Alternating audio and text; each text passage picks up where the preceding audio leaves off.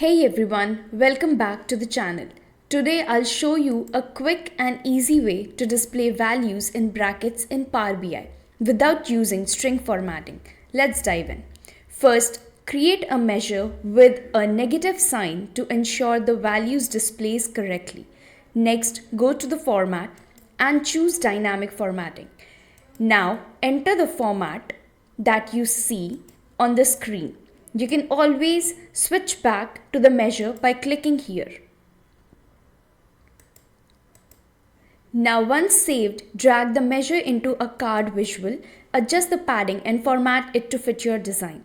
There are different formats depending on your requirements. For example, you can add a percentage sign or adjust the decimal places as needed.